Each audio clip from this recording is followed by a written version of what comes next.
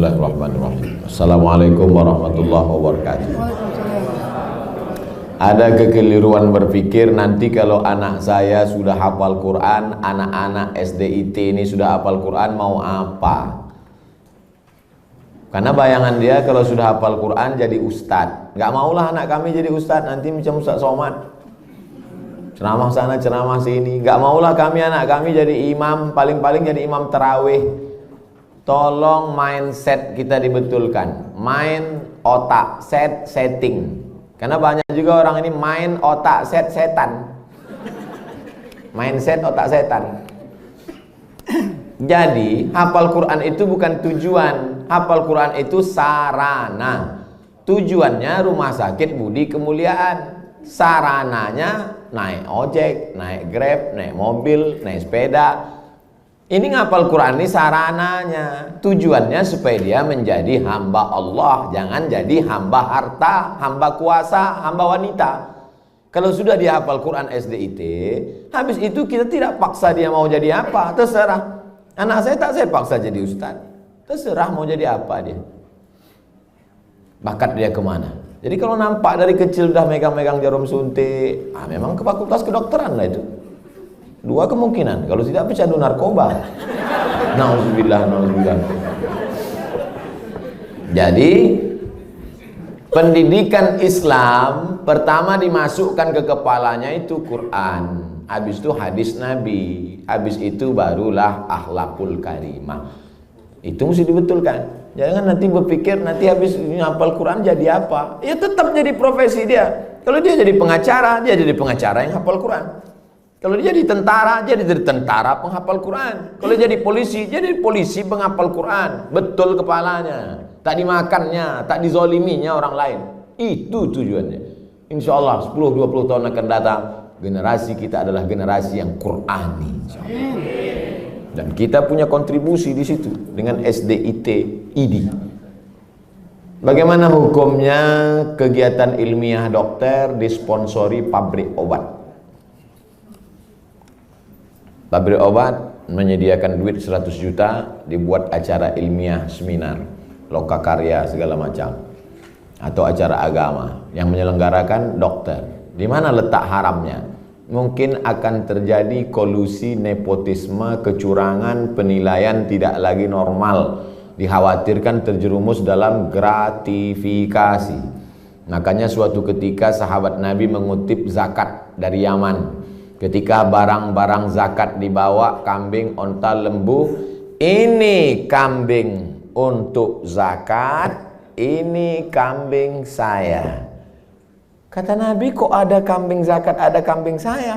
Kok dapat kambing dari mana? Hadiah. Kata Nabi, seandainya kau duduk di rumah emakmu, di rumah bapakmu, mungkinkah ada orang ngasih kambing? Tak ada. Dia dapat kambing itu karena jabatan. Dikhawatirkan ke depan penilaian dia tidak lagi normal. Sebelum dapat hadiah kambing, periksanya. Berapa kambing? 40 ekor, satu. Berapa unta? 5 ekor, satu kambing. Tapi setelah dapat hadiah, mulai tak normal lagi. Berapa? Mau kasih-kasihlah, nggak kasih nggak apa-apa. Makanya segala penilaian kalau sudah datang ke Indonesia rusak. Tim-tim independen penilaian rusak gara-gara gratifikasi. Dibuka atas, pertama kali datang tegas, berapa ruangan, berapa ini, berapa ini. Begitu dapat lempuk durian, gratifikasi merusak. Jadi kalau masuk dia dalam kelompok gratifikasi bisa haram. Tapi kalau pandai tidak merusak, gimana caranya tidak merusak? Teknisnya ya diatur.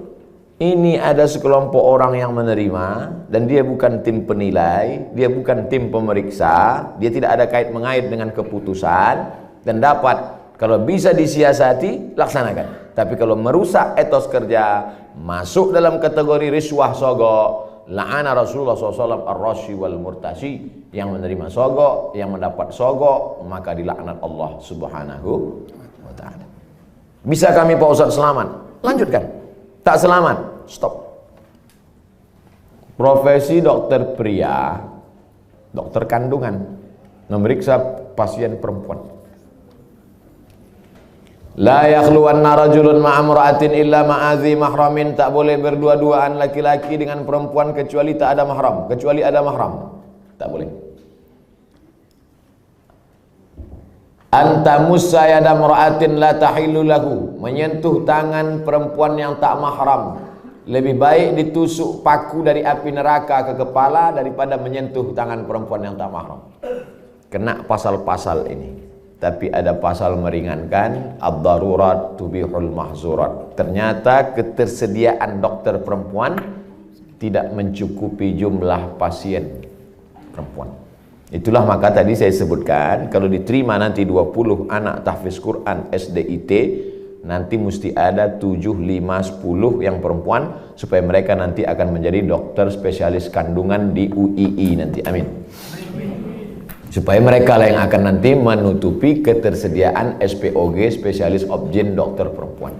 Karena kalau tidak, khawatir kita akan terjerumus. Tapi bapak-bapak yang spesialis kandungan, karena sekarang tidak terpenuhi, masuk kategori darurat. Saya sampai sekarang belum tahu survei berapa untuk kota provinsi. Terlalu besar mungkin untuk Indonesia, Provinsi Kepulauan Riau, Kota Batam saja. Berapa dokter SPOG perempuan, berapa yang laki-laki, berapa yang hamil perempuan, memanglah perempuan tuh hamil. Berapa hitungannya? Kalau satu dokter tuh berapa? Kalau masih dalam kategori darurat, tapi kalau hanya untuk tidak darurat. Ustadz dulu anak Ustadz Mizyan Hazik Abdillah, dokternya laki-laki atau perempuan? Perempuan. Dokter Sri namanya, di depan UIN Suska Riau, Jalan Pelajar, dokter perempuan. Tapi andai tak lagi ada dokter perempuan, hanya tinggal dokter laki-laki, pilihannya antara dua. Kalau tidak ditangani dokter laki-laki, mati. Maka tak boleh pilih mati. Assalamualaikum Bapak, ya istri Bapak sedang hamil tua, kami tidak ada lagi dokter perempuan, yang ada dua, mati atau dokter laki-laki. Biar aja mati. Haram hukumnya memilih mati. La tulqu bi aidikum ila tahlukah. Tak boleh menjerumuskan diri sendiri kepada kematian. Pilihlah dokter laki-laki dengan alasan darurat. Jadi bapak dokter jangan merasa kau sedang berbuat dosa besar, tapi kau sedang menyelamatkan orang banyak. Saya tak bisa merasakan gimana rasanya jadi dokter laki-laki yang memeriksa perempuan. Apakah tak ada lagi nafsunya? Atau dia macam menengok daging sapi saja? Itu tak bisa kita rasakan, karena semua kata-kata yang bercerita tentang rasa, rasa pasti berdusta. Kata tak dapat menceritakan rasa. Tak bisa. Oleh sebab itu, kalau ada terlintas di hati bapak macam-macam sambil memeriksa itu, banyak-banyaklah istighfar. Astaghfirullah. Banyak minta ampun. Solat sunat supaya hati terjaga. Tapi yakinkan bahwa perbuatan bapak bukan dosa. Jelas jawaban saya? Bagaimana pandangan Islam suntik botok mengurangi kerutan yang tak bersifat permanen, bertahan 6 bulan? Tak boleh mencabut uban, karena uban itu nanti di akhirat akan menjadi cahaya. Lama saya berpikir, uban kok cahaya? Kenapa uban tak boleh dicabut jadi cahaya?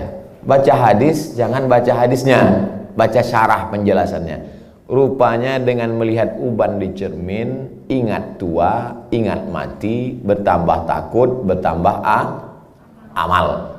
Makanya dengan bertambah takut, bertambah amal, maka akan menjadi cahaya. Itu rupanya korelasi uban dengan cahaya. Apa hubungannya dengan kerut? Kerut sama uban juga sama, mengingatkan bahwa kita sudah tua. Saya dulu waktu muda tak ada ini. Saya tengok foto-foto saya yang lama waktu di Mesir, ganteng juga. Saya sudah tua. Tapi dengan tua ini kita sadar bahwa sudah tua, bahwa kita ini akan mati. La'ana Rasulullah SAW al-wasimat. La'anallahu al-wasimat. Hadisnya riwayat Abdullah bin Mas'ud. La'anallahu al-wasimat. Allah melaknat perempuan tukang buat tatu. Wal mutasimat, minta buatkan tatu. Wal mutanammisat. Apa ini? Alis. Mencabut alis, mencukur alis. Wal mutafallijat, gigi. Karena orang kalau sudah bertambah tua, bertambah giginya. Bukan gigi itu bertambah panjang dia. Maka gigi itu dia otak-atik. Zaman dulu orang kalau mau nikah tak ada pakai akte kelahiran. Sama macam mau beli sapi kurban, kambing kurban. Gimana kita tahu umur kambing itu sudah 2 tahun? Tengok giginya. Orang pun juga tengok giginya. Otak-atik gigi. Wal mughayyirat, yang nomor 5. Merubah ciptaan lil husni, karena untuk mempercantik. Kalau merubah ciptaan dari yang tak layak menjadi layak. Ibu bapak dokter yang gigi, tukang pasang kawat gigi, jangan sangka itu perbuatan haram. Ada memang dia perlu. Ada orang ini kalau dia senyum sama kita 3 hari kita tak bisa tidur. Nah, itu memang perlu dibetulkan, perlu luruskan, diperbaiki. Tapi kalau hanya untuk gaya-gaya aja, hari Senin pink, hari Selasa hijau, ini mubazir, perbuatan saya saudara setan. Oleh sebab itu maka kira-kira suntik botok mengurangi kerutan ini termasuk yang mana nih? Masuk kategori nomor 5, mughayyirat lil husni, merubah untuk mempercantik-cantik saja. Sebetulnya saya tengok-tengoklah, dia sebetulnya tidak berubah jadi cantik, dia saja merasa cantik. Berapa banyak orang yang operasi pipi, operasi dagu, operasi hidung, dia merasa cantik, kita takut. Saya terus terang dengan orang operasi takut saya tengok. Dan saya tengok wajahnya yang operasi itu bentuknya sama-sama aja semua kan. Sama macam bencong. Hidung panjang, dagu panjang, panjangnya tak tentu arah pula. Rupanya silikon itu tidak bisa berinteraksi dengan darah. Akhirnya membusuk. Busuklah darah di hidung ini. Kata dokter, ini mesti dipotong. Dipotong hidung ini. Alhamdulillah ada terapi lintah. Akhirnya digantungkanlah lintah. Digantungkanlah lintah di sini. Untuk menyedot nanah tadi. Biasanya kalau kulit kita digantungkan lintah, itu 1 hari lintah itu bisa tahan nyaman. Tapi pas ditempelkan ke hidung, asal tempel jatuh. Asal tempel jatuh, kata lintah. Lintah pun tak mau. Terapi lintah. Bayangkan itu lintah. Yang mau lintah darat aja yang mau. Saking kan busuknya hidung yang gara-gara silikon tadi. Wala udhillannahum, aku sesatkan mereka, kata setan. Setelah sesat, wala umanniyannahum, aku buat mereka berhalusinasi, berimajinasi. Apa kata setan? Kau cantik, kau cantik, kau cantik, kau cantik, kau cantik, kau cantik, kau cantik. Dia saja merasa cantik. Orang merasa ngeri. Hai yang asik dibuat setan operasi, sesungguhnya kau saja yang merasa cantik, sesungguhnya orang merasa ngeri. Tapi orang nggak jujur. Gimana Jeng? Aku kelihatan cantik nggak? Wow, amazing. Padahal dalam hatinya macam hantu aku tengok.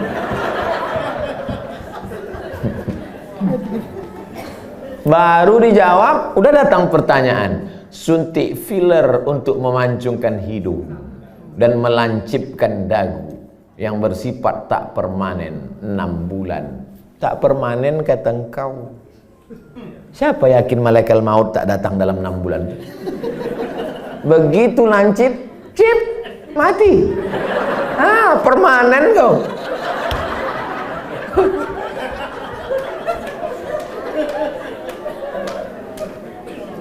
Kau cantik bukan karena dagu kau lancip.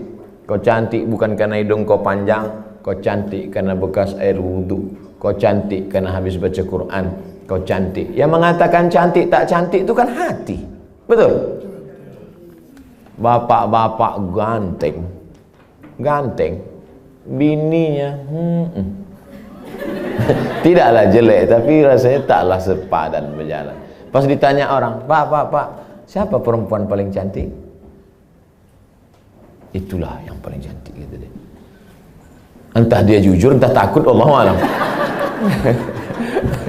Karena antara jujur dan takut ini beda-beda tipis. Tapi yang jelas kata dia, cantik itu membuat cinta atau cinta itu membuat cantik?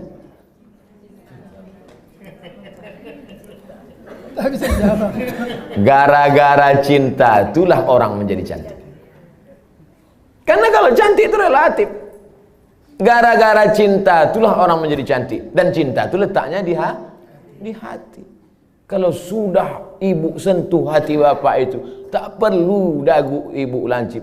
Macam dagu kambing pun cantik ibu tengok. Kalau dipeturutkan ini, oh makin tua makin berkerut, tambah lagi.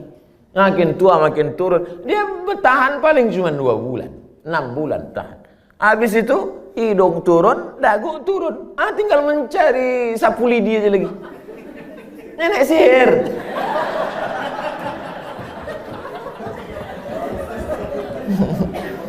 Berhentilah. Berhenti. Usah dipeturutkan ajakan setan ini. Kalau perbuatan itu haram, maka yang melakukannya pun ikut haram. Orang yang memberikan fasilitasnya pun ikut haram. Maka terjerumus dalam perbuatan haram kolektif. Saya kan cuma jual khamar. Saya nggak ada ngajak dia minum khamar. Saya cuma jual aja Pak Ustadz. Penjualnya ikut kena, pembawanya ikut kena. Khamar itu 6 ikut kena. Penjualnya, pembelinya, yang menuangkannya ikut semua. Supirnya ikut kena. Security-nya ikut kena. Tarik benang untuk meniruskan pipi, bertahan setelah masuk pasal 5 semua. Jadi Islam itu unik hebatnya, dia tidak menyebutkan 1, 2, 3, tapi menyebutkan secara umum dan terkait. Mukjizat ini Nabi disebut punya jawami'ul kalim. Kalimatnya singkat tapi makna padat sampai hari ini bermakna. Apapun namanya, yang merubah ciptaan Allah bukan karena darurat, bukan karena tak layak. Merubah yang tak normal menjadi normal boleh.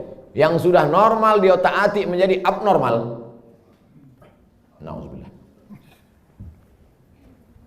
Bapak mesti siap menerima bunga yang layu. Karena tabiat bunga pasti layu, kecuali bunga plastik. Nah itulah maka sekarang banyak perempuan yang mau jadi plastik. Dokter anak, sunat perempuan bagaimana hukumnya Pak Ustaz? Anak saya laki-laki, keponakan saya perempuan. Kata saya kepada adik saya, kau cari, kalau tak mau dokter di rumah sakit itu menyunat keponakan saya, cari bidan kampung yang mau menyunat. Karena saya berpegang pada mazhab Syafi'i. Ada mazhab yang mengatakan sunat tak perlu. Mazhab Hanafi, Maliki, Hambali mengatakan sunat bagi perempuan itu tidak wajib. Sedangkan saya berpegang pada mazhab Syafi'i mengatakan wajib. Adakah khitan sunat perempuan pada zaman Nabi? Ada. Nabi mengatakan kepada si perempuan itu, kau potong tapi jangan terlalu banyak. Maaf, na'udzubillah, hari ini bisa menyebabkan frigid dan lain sebagainya. Tapi rupanya manfaat lain dari memotong khitan pada perempuan itu adalah meminimalisir libido seksual. Begitu kata ulama-ulama dulu. Oleh sebab itu saya sampai hari ini tetap berpegang pada mazhab Syafi'i. Anak perempuan kalau tak mau dokter memotong karena takut bahkan bisa masuk HAM, hak asasi manusia, banyak saja pasal-pasal yang mereka lakukan. Sedangkan di zaman Nabi yang pakaian tertutup, makanannya bersih, tontonannya bersih. Apalagi zaman sekarang tontonannya maksiat, makanannya memicu libido seksual dengan berbagai macam cerita hubungan. Maka khitan amat sangat baik. Salah satu usaha meminimalisir. Bagaimana cara sebaiknya bagi dokter anak menasehati pihak ortu imunisasi bayinya sejak lahir? Dulu saya diundang oleh Kementerian Kesehatan Provinsi Riau. Videonya kan viral, coba cari. Sosialisasi suntik, imunisasi. Saya jelaskan di situ bahwa fatwa Majelis Ulama Indonesia beda antara bendanya ini halal atau memakainya yang mubah. Boleh. Jadi ini dua fatwa nih. Bendanya tidak halal. Sampai sekarang tak ada fatwa MUI bahwa barang itu halal. Karena memang dia dibuat dari babi. Maka tak ada fatwa halal. Yang ada itu fatwa mubah, boleh menggunakannya karena alasan memilih dua mudarat yang teringan. Cacat, sakit, mati dengan babi. Kalau kita masuk ke hutan, pilihannya babi sama mati. Pilih mana? Pilih babi atau mati? Orang Batam pilih gonggong. Tidak boleh pilih mati. Pilih babi. Pergilah kita berdua ke dalam hutan. Tak ada makanan. Ustaz, pilihannya dua nih Ustaz. Kita mati atau makan babi? Ayo kita makan babi nih. Hanya untuk menyambung hidup, sementara dapat pisang. Tapi setelah dapat pisang, tinggalkan babi. Yang gua nanti pas dapat pisang, saya makan pisang. Bro, ayo makan pisang. Enak babi ini Ustaz. Tak bisa. Mana tahu nanti datang pakar medis dunia, entah dari mana, dibuatnya lah barang dari yang halal, maka kita tinggalkan yang ini. Tapi sementara dia datang, maka menggunakan ini hukumnya mubah. Jelaskan itu. Kami tak bisa menjelaskannya Pak Ustaz. Tontonlah video ini. Potong. 1 menit tak sampai tadi. Masukkan ke Instagram. Tontonkan ke ibu tuh. Saya tak mau. Tonton ibu. Nggak mau, ini Ustaz radikal katanya. Kalian carilah Ustaz yang agak-agak lembut sedikit. Bagaimana cara dokter bisa lillahi ta'ala, bisa menghindari sifat riak, sombong, bila kita memiliki kelebihan keahlian dibandingkan dokter-dokter lain. Insya Allah nanti kalau sudah berdiri pas pembelian tanah pun nanti pas ini soalnya yang saya cakapkan ini tak bisa pakai teori. Kita ID sudah survei dapat tanah 1 hektar di harganya 200 juta. Ini dokter yang sombong, yang riak, yang mobil mewah, kesini duluan bawakan proposal. Assalamualaikum Pak Dokter. Pak Dokter kan pasiennya banyak. Oh iya kata dia. Saya yang paling hebat di Batam ini kata dia. Rumah Pak Dokter kan paling bagus. Oh iya kata dia. Rumah saya yang paling mahal. Ini tanah nih 200. Aduh semua utang kata dia. Jadi kalau mau menghilangkan kesombongan, keangkuhan, nih pas praktek. Makanya nanti pas hari ulang tahun ID, peringatan hari besar ID, jalan-jalannya itu ke danau, ke bukit, ke mall, oke sudah itu udah. Jalan-jalan ke panti asuhan, jalan-jalan. Tapi kalau kita sudah punya sendiri, maka tiap hari pertemuan dibawakan, tiap bulan datang, di grup ada terus. Belum bayar, ini anak 4. Maka insya Allah itu menghilangkan keangkuhan, kesombongan, keegoan, segala macam. Kita hanya berusaha. Ceramah ini ada baiknya. Tapi tiap hari ceramah, tak masuk ke kepala. Ada tingkat jemu, ada tingkat bosan. Ada orang bosan pada ceramah. Orang kalau terus muncul bosan. Desainer, koreografer, tukang desainer pakaian itu, yang laki-laki, itu muncul kebosanannya pada perempuan. Kan banyak yang melambai kan? Kalau ada orang bosan pada perempuan gara-gara sering menengok perempuan, itu desainer sama koreografer. Yang lebih mengerikan adalah bosan mendengar ceramah. Apalagi sampai tobat sama ustaz. Aku kalau sama ustaz ini tobat aku. Nah, itu na'udzubillah. Jadi makanya saya ingin mengatakan bervariasi. Ceramah oke, sebulan sekali, seminggu sekali. Tapi harus ada amal yang tidak teori tapi langsung praktek. Nah, maka saya selalu sama. Di mana-mana saya ceramah tak keluar dari 3. Islahut tarbiyah, perbaikan pendidikan. Islahul iktisad, perbaikan ekonomi. Islahul siyasah, perbaikan politik. Perbaikan politik, pilih anggota dewan yang peduli pada syariat Islam. Perbaikan ekonomi, belanjalah ke warung tetangga, bangkitkan ekonomi umat. Perbaikan pendidikan, masukkan anak-anak ke pondok pesantren. Yang punya duit banyak, beli tanah, dirikan sekolah. Karena sekolah yang ada sekarang belum mampu untuk menampung anak-anak kita. Apalagi anak-anak yang tak mampu. Daftar ulang 17 juta. Anak siapa yang bisa? Tak tertampung. Yang sekarang tidak mendapat pendidikan layak itu 10 tahun lagi, 3 tahun SMP, 3 tahun SMA, 4 tahun S1. Yang sekarang SMP cabut, mabuk, sakau, lem kambing, itu yang akan jadi anggota dewan tahun 2040. Satu-satunya jalan memperbaiki umat lewat pendidikan. Dan ID tidak hanya menyehatkan badannya, tapi juga menyehatkan generasi ke depan, insyaallah. Amin. Udah aku sampaikan ya Allah. Kalau tak percaya juga ID nintahlah.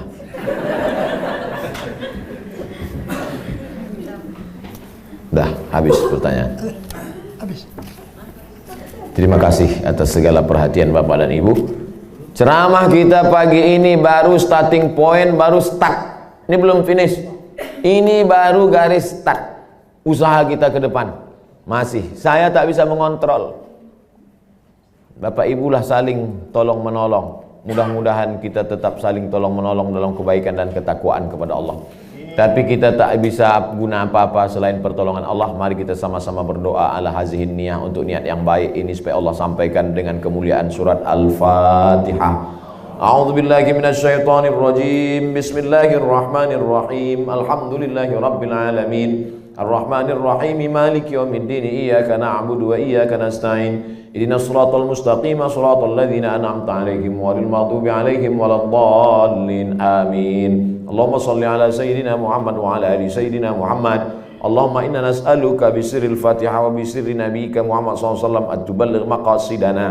Dengan kemuliaan selawat dan kemuliaan surat Al-Fatihah, sampaikan niat baik kami ya Allah.